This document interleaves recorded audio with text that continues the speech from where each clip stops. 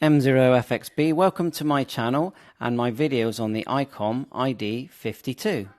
M0FXB, someone's asked me to do a side-by-side on the FT3D and the ID-52. So, well, here they are, side-by-side. They are both amazing radios.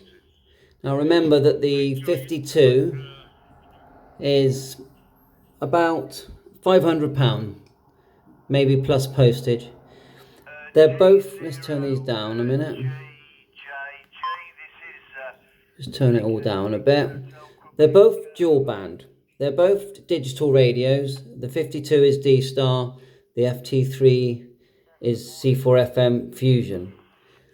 The Fusion radio can connect to a PC via the YAESU system, and ICOM's version uses terminal mode. I've never actually used the wired system to a PC though.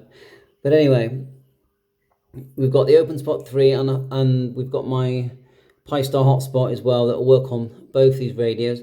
Now, the FT3 will receive digital on A and B, but not simultaneously. The 52 will receive simultaneous digital. As you look here, you've got simultaneous receive digital on A and B. So the screen, although the FT3 is smaller, it's actually easier to hold and it's quite nice on the eyes. The thing about the FT52, the 52 is it's a big lump. I don't feel it as a super portable handheld. It's more have one at home. You know, you can't. I mean, of course, you can take it portable, but you'd sit it next to something on a table. I think the FT3 is a bit more. I would say put it in your pocket type radio for obvious reasons. They're both similar weight, I suppose. Yeah, they're both similar weight. They both have their version of APRS. So the FT3 has full APRS. The 52 has DPRS. So stations are sending each other their coordinates, and you can set it up to show up your coordinates on APRS FI, but you can't really send each other messages like you could with the FT3. You can send each other messages. Now, with the help of the app, actually no, with this radio, you can send each other messages and photographs. Definitely photographs. I haven't looked into the message side, but I'm sure you can. Because it's got a menu here. Look, menu, and look, you've got picture sending here, and that's the same as what you get on the ICOM 705. So that's without having to use the app. Just needs literally adding a photograph. Oh God, I keep forgetting. It's definitely not touchscreen. The FT3D is touchscreen. So look, if you want to, you got to choose a photograph there. So to come out, you just push VFO. Now they both have a scope. So if we go into single mode, like so, then we'll go FMW, and then there's a setting here of a scope somewhere. I might have to be on the A band. So go back, go like that. Let's try the scope again. So no, it's not letting me put the scope. Let's just suss that out. Yeah, so there's your scope. Sorry about that. You had to go in. I had to put it into VFO mode, type the frequency in, and then hit scope, and then it worked. So there's your scope. Now, on the, let's get this into single receive. So we'll hold down the M button here, and then we'll go menu, and then we'll choose scope. So they've tried to create a scope that is similar to the 705. And I would say that the 52 ticks and acts like the 705. That's what I would say. So there you go, that's the scope. Now to come out, you just push VFO here. You push it twice. And then here you go, FMW. It's not going to let me, so go like that.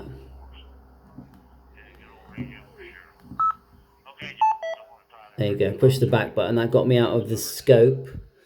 You can see they've both got GPS and they're both locked now. If you push the middle button, that's how you get the GPS info.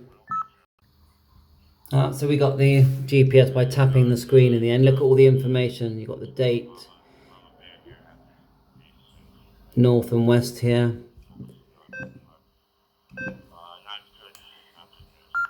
So it's pretty good. They're both lovely radios. I'd say pound for pound, it's a hard one because you've got dual digital receive, and that is quite a big plus. But you've got full APRS on this one. I mean, these you can buy in England second hand for £300 and about 380, 390 new. These are 500 and second hand are going to go for like 400, aren't they? So you pay £100 more. You do get more radios, bigger. If you prefer bigger radios. And obviously once you get near that £500, it does put a lot off a lot of people. Once they get near the £500, I don't blame them. So, you know, they've both got Bluetooth, VHF, UHF, digital, GPS, SD card. So, you know, each radio's got its pros and cons. If I had to buy one, I think I'll always say I prefer to have ICOM stuff because that's my personal preference. But if I only had £300, I'd get the FT3. I like the FT3. Now, a lot of people complain about the sound of the FT3, that it's a bit tinny. I mean, you either like it or you don't.